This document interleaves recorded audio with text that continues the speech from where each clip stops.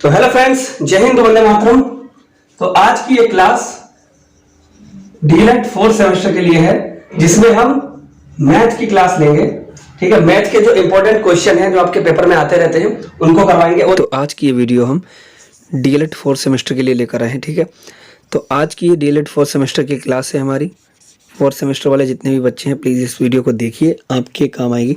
और इस वीडियो में हम माध्यिका, माध्य, बहुलक वगैरह इस सभी को अच्छे से समझेंगे। तो अगर सबसे पहले हम बात करते हैं माध्यिका की, ठीक है, आपके एग्जाम में ज़रूर पूछा जाता है 1 या 2 नंबर में, क्वेश्चन 2 नंबर में ही आता है अधिकतर। तो क्या पूछता है कि माध्यिका के बारे में सबसे पहले हम जान लेते हैं क्या होती है माध्यिका। तो माध्यिका जो है वो दिए गए प्रेक्षणों का वह मान है जो प्रेक्षणों को ठीक 2 भागों में बांटता है। कहने का मतलब ये है कि अब नीचे आप समझिए क्या लिखा है यहाँ पर कि यदि, ठीक है ना, यदि आंकड़ों को आरोही या अवरोही क्रम में व्यवस्थित किया जाए तो मध्य में पड़ने वाले पद का मान माध्यिका कहलाता है। जैसे कि अब इसे और अच्छे से समझने के लिए हम यहाँ पर कोई नंबर ले लेते हैं, जैसे कि 1 2 3 4 5 हमने नंबर ले लिया और ये कहता है कि ठीक 2 भागों में बांटता है। और क्या करेंगे, बीच वाला जो पद होगा वो हमारा माध्यिका होगा। किस तरह से, जैसे कि यहाँ से गिनो 1 2, तीसरा पद हमारा 3 है, इधर से भी गिनो 1 2, तीसरा पद हमारा 3 है। तो यानी कि जो बीच का है ये जो 3 है यही हमारी माध्यिका होगी, क्योंकि ये ठीक बीच में पड़ता है ये पद। ठीक है, तो इसीलिए ये माध्यिका कहलाएगी। और अच्छे से समझने के लिए हम यहाँ पर एग्जाम्पल नीचे लेते हैं।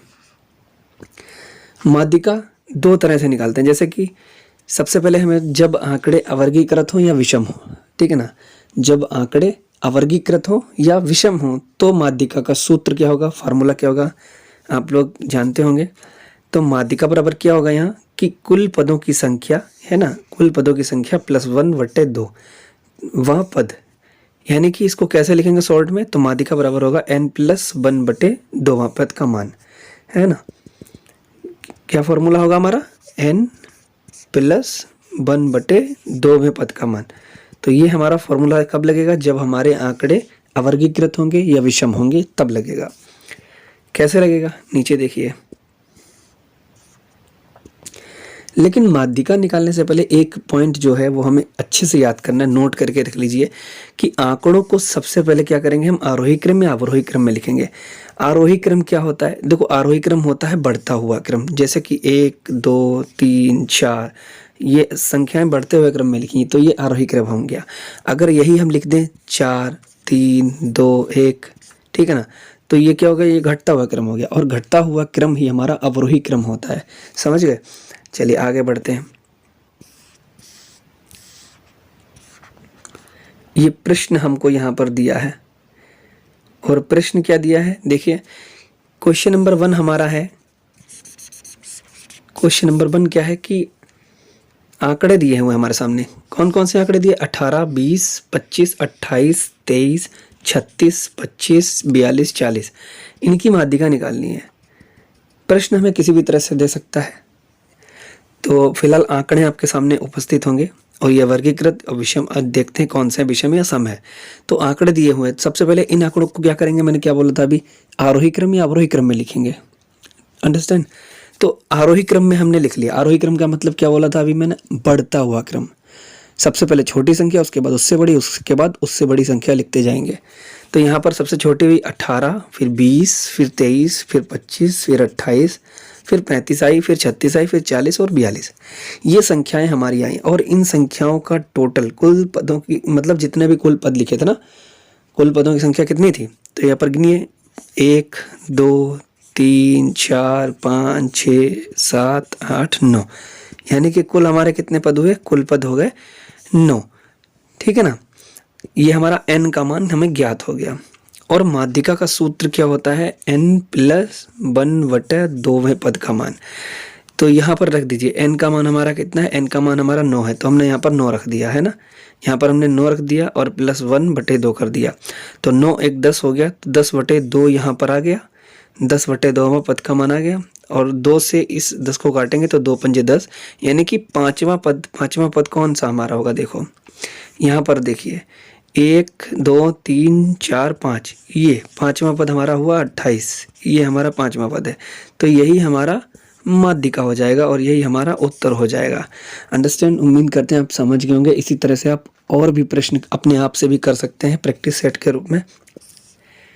फॉर्मूला देखिए, ये वाला फॉर्मूला लगेगा जब आंकड़े विषम हो, जैसे कि ऊपर मैंने गिना था। n का मान अगर विषम आता है, यानी कि जो संख्या 2 से ना कटे, वही तो विषम होती है। जैसे कि 3 आ गया, 5 आ गया, 9 हो गया, तो इस हिसाब से यहाँ पर हम n+1/2 में पद का मान का फॉर्मूला लगाएंगे। चलिए आगे बढ़ते हैं।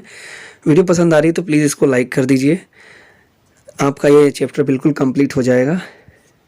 अगला देखिए, अगला पॉइंट हमारा क्या है कि जब आंकड़े जो हैं वो अवर्गीकृत हों और सम संख्या हो, n का मान हमारा सम आता है, तो हम कौन सा फॉर्मूला लगाएंगे, ये वाला देखिए। ये देखिए, थोड़ा इसको छोटा कर लेते हैं, हाँ अब सही है। तो माध्यिका क्या होगी, फिर होगी n/2 पद का मान ऊपर, फिर प्लस, यहाँ पर ये प्लस का साइन है, फिर n+1/2 पद का मान, बटे में पूरे का बटे में 2 लिख देंगे। यहाँ पे फॉर्मूला आपके सामने है, अच्छे से देख लीजिए। n/2 पद का मान प्लस n+1/2 पद का मान और पूरे के बटे में 2 हो गया। चलिए ये तो फॉर्मूला हो गया। अब हम यहाँ पर सवाल ही देख लेते हैं डायरेक्ट, है ना, उसी तरीके का है, लेकिन इसमें n का मान सम होगा। आंकड़े हमारे सामने दिए होंगे, आंकड़े दिए होते हैं 10, 12, 8, 9, 11, 19, 13, 10, 20, 22, उल्टे सीधे लिखे होंगे आगे पीछे। तो इनको या तो आप आरोही क्रम में लिख लेना या तो अवरोही क्रम में लिख लेना। तो मैंने यहाँ पर आरोही क्रम में लिखा है। तो आरोही क्रम में लिखने पर सबसे छोटी संख्या 8, फिर 9, फिर 10, फिर 10, फिर 11, फिर 12, फिर 13, 19, 20, 22। तो इन सबको जब हम काउंट करेंगे 1, 2, 3, 4, 5, 6, 7, 8, 9, 10, तो ये हमारी टोटल हो गए। n का मान हो गया 10। n का मान 10 आया तो मतलब ये हुआ कि n का मान 10 जो है वो एक सम संख्या है। तो हम यहाँ पर कौन सा फॉर्मूला लगाएंगे, हमने अभी देखा है, ठीक है, वही फार्मूला हम फिट कर देंगे इसमें, ये वाला माध्यिका। ये फार्मूला लगाएंगे n/2 में पद का मान प्लस n/2 + 1 में पद का मान और पूरे के बटे में 2 लिख देंगे। चलिए n का मान कितना है, n का मान 10 आया था हमारे, तो n का मान यहाँ पर हम ये देखिए n का मान 10 रख दिया, तो 10/2 में पद का मान हो गया प्लस 10/2 + 1 में पद का मान बटे में पूरे के 2 यहाँ पर लिख दिया। तो 2 से ये 10 कटेगा तो क्या हुआ, 2 पंजे 10 हो गया, ठीक है ना। ये भी 2 से कटेगा, 2 पंजे 10, तो क्या हो जाएगा 5वें पद का मान, ये देखो लिखा है। फिर ये 5 और +1 जुड़ जाएगा तो ये 6वें पद का मान हो जाएगा, ये 6वें पद का मान हो गया और पूरे के बटे में तो 2 लिखा ही लिखा है, ठीक है ना। अब देखिए 5वें पद का मान और 6वें पद का मान क्या है। पहला पद 8, दूसरा 9, तीसरा 10, चौथा 10, पाँचवा 11 और छठवा 12, ठीक है ना। और हमें कौन सा मान चाहिए, 5वें पद का मान, 6वें पद का मान। तो 5वें और 6वें पद का मान क्या हो गया, 11 और 12, तो यही लिख देंगे यहाँ पे। ये देखो हमने लिख दिया 11 + 12/2, ठीक है। 11 और 12 कितना हुआ, 23, 23/2। अब 23 को 2 से डिवाइड करेंगे तो हमारा आंसर आ जाएगा, ठीक है ना, 11.5। ये हमारा उत्तर हो जाएगा। उम्मीद करते हैं आप लोगों को समझ में आ रहा होगा। चैनल पर अगर आप पहली बार वीडियो देख रहे हैं तो प्लीज़ लाइक कर दो और सब्सक्राइब भी कर देना। चलिए आगे देखते हैं। अगला क्या है, जब आंकड़े अवर्गीकृत हों और सारणीबद्ध हों। सारणीबद्ध 2 नंबर में आएगा आपके, हमेशा 2 नंबर में ही आता है सारणीबद्ध। तो किस तरह से आता है, चलिए देखते हैं इसको। सबसे पहले सारणीबद्ध अगर दिया है तो क्या करेंगे, सबसे पहले हम संचयी बारंबारता निकाल लेते हैं। संचयी बारंबारता निकालेंगे, कैसे निकालेंगे, क्वेश्चन यहाँ पर दिया होगा कि बारंबारता बंटन की माध्यिका ज्ञात करें। कैसे, इस तरह से दिया होगा, ये क्वेश्चन बहुत आता है 2 नंबर में। पद का मान दिया होगा इस तरह से 2, 4, 6, 8, 10, 12, 14, नीचे बारंबारता लिखी होगी 3, 2, 2, 4, 3, 1, 2, ठीक है ना। इसी तरह से आपका प्रश्न दिया होगा तो आपको करना क्या है, बिना किसी देरी के सबसे पहले संचयी बारंबारता की सारणी बनाएंगे। कैसे बनाते हैं आगे देखते हैं। बिल्कुल नहीं भूलना है, सब्सक्राइब करना तो बिल्कुल नहीं भूलना है। अगर चैनल पर क्लास देखना चाहते हो, वीडियो देखना चाहते हो, डीएलएड से जुड़ी कोई भी जानकारी पाना चाहते हैं तो प्लीज़ चैनल को सब्सक्राइब करें और हमारे टेलीग्राम चैनल को ज्वाइन कर लेना। लिंक डिस्क्रिप्शन बॉक्स में मिल जाएगी, यूज़र नेम @शिवांसर है, सर्च कर लेना, आ जाएगा। चलिए यहाँ पर सारणी है बनी है, पद लिखा है हमने एक तरफ और दूसरी तरफ ये बारंबारता लिखा है, एक तरफ पद लिखा है, इस तरफ संचयी बारंबारता। ये 3 कॉलम हमारे बनने ही बनने हैं। तो पद हमें ऊपर दिए थे, ये हमें पद दिए थे, पहले से दिए होंगे, बारंबारता को इस तरह से लिख लेंगे। अब इम्पोर्टेंट बात यह है कि संचयी बारंबारता हम कैसे निकालें। तो संचयी बारंबारता में ये जो 3 है, इस 3 को ऐसे ही लिख देंगे। फिर क्या करेंगे, इस 3 में ये 2 जोड़ देंगे तो यहाँ लिख देंगे 5, फिर 5 में ये 2 जोड़ेंगे, फिर यहाँ पर लिख देंगे 5 + 2 7, फिर 7 में 4 जोड़ेंगे तो 11, 11 में 3 जोड़ेंगे तो फिर 14, 14 में 1 जोड़ेंगे 15, 15 में 2 जोड़ेंगे 17। ठीक है ना, इस तरह हो जाएगा। और यहाँ पर जो ये 17 आएगा वो किसके योग के बराबर होगा, ये जो नीचे 17 हमारा आया वो इस बारंबारता में जो संख्या दी है इन सबका योग टोटल 17 होगा, और यहाँ बारंबारता का योग भी 17 होगा, और यहाँ पर भी हमारा संचयी बारंबारता का जो टोटल एंड में आएगा वो भी 17 आएगा। तो समझ लेना हमारा सवाल सही जा रहा है बिल्कुल। तो n का मान हमारा योग हुआ 17। 17 क्या है, एक विषम संख्या है ना, 17 एक विषम संख्या है। तो यहाँ पर कौन सा फॉर्मूला लगाएंगे, यहाँ पर हम लगाएंगे n + 1/2वां पद। हमने पहले भी बता दिया था आपको, अगर विषम संख्या है तो यही वाला फॉर्मूला आपको लगाना है, चाहे सारणीबद्ध आंकड़ा हो या डायरेक्ट नंबर दिए हुए हों। तो 17 + 1 क्या होगा, 18/2। ठीक है, 18 हो गया तो 18/2, और 2 से काटेंगे 18 को तो 9वां पद। 9वां पद देखो हमारा कहाँ मिलेगा, ये देखिए संचयी बारंबारता में चेक करना है, संचयी बारंबारता में चेक करना है कि 9वां पद कैस में होगा। 7 में नहीं होगा, 11 में होगा। ठीक है ना, 11 जो है 11 के अंतर्गत ही 9 आता है। तो यहाँ इसकी सीध में आ जाओ और ये देखो 8। अब 2 से हमने इस 18 को काटा तो 2 ने 18, तो 9वां पद हमारा कौन सा होगा, 9वां पद हमारा कौन सा होगा वो हमें कहाँ से देखने को मिलेगा, कैसे पता करें कि 9वां पद हमारा किस में। तो 9वां पद हमारा आएगा 11 के अंतर्गत, है ना, संचयी बारंबारता जिसकी 11 होगी उसके अंतर्गत हमारा 9वां पद आएगा।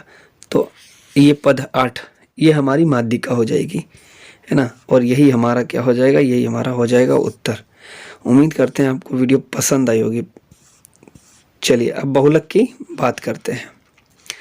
बहुलक के बारे में बात करें तो बहुत ही शॉर्ट में पूछा जाता है 1 नंबर में कि बहुलक किसे कहते हैं।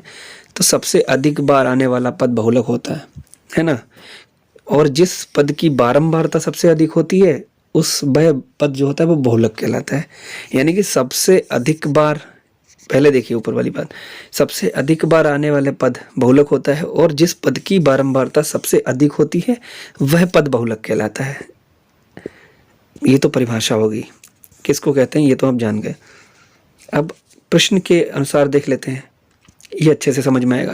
क्वेश्चन दिया है कि आंकड़े दिए होंगे आपके सामने और पूछा जाएगा 1 नंबर में कि बहुलक इनमें से बताओ, इस आंकड़े का बहुलक कौन है। तो कैसे आप ज्ञात करेंगे, मैंने बोला था जो पद सबसे अधिक बार आता है, यानी कि जो संख्या सबसे ज़्यादा बार आए वही बहुलक होता है। तो यहाँ पर देखो 2 1 बार आया, 2 2 बार आया, 2 3 बार, 2 4 बार, है ना, बाकी सब संख्या कम बार आई हैं। तो यहाँ पर हमारा बहुलक 2 हो जाएगा, क्योंकि सबसे अधिक बार तो 2 ही आया है, इसीलिए बहुलक हो गया 2। अगर इस हिसाब से दिया है पद और बारंबारता के रूप में इस सारणी के तरह से दिया है और बोले कि बहुलक ज्ञात कीजिए, तो यहाँ पर देखिए जिसकी बारंबारता सबसे अधिक होगी उसका ही पद बहुलक हो जाएगा। तो यहाँ पर 5 कम है, 11 भी कम है, 15 उससे भी ज़्यादा है, सबसे ज़्यादा है 22। 22 बारंबारता किसकी है, सबसे अधिक है 22, और ये किसकी बारंबारता है 24वें पद की। तो यानी कि हमारा जो है 24वां पद हमारा बहुलक हो जाएगा। ठीक है ना, जिसकी बारंबारता सबसे अधिक होगी जिस पद की, वही पद बहुलक हो जाता है। तो ये तो हो गए आपके सभी सवाल। उम्मीद करते हैं ये चैप्टर आपको अच्छे से समझ में आ गया। ये बस यही पूछा जाता है, माध्यिका बहुलक में से अगर कोई सवाल आएगा तो इसी तरह से आएगा। आपका ये कंप्लीट हो गया।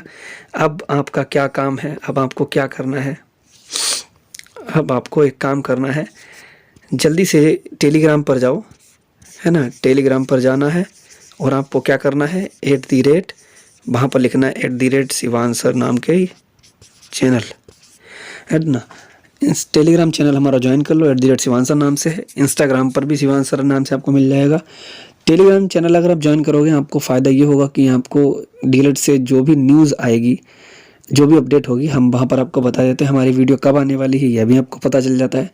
तो वहाँ पर जुड़ जाइए, लिंक आपको डिस्क्रिप्शन बॉक्स में मिलेगी। हेलो फ्रेंड्स, अगर आपको ये वीडियो पसंद आई है ना तो इसको लाइक जरूर कर दे, शेयर करें अपने दोस्तों के साथ, ठीक है, और कमेंट करना ना भूलना, फीडबैक देंगे, उसी हिसाब से हम आपको अच्छे से पढ़ा सकेंगे। चैनल को सब्सक्राइब जरूर कर दीजिए अच्छे से, आप नए हैं चैनल पर तो आप जरूर सब्सक्राइब कीजिए और अपने दोस्तों के साथ वीडियो को शेयर कीजिए। चलिए मिलते हैं फिर किसी नए वीडियो में, तब तक के लिए जय हिंद, वंदे मातरम।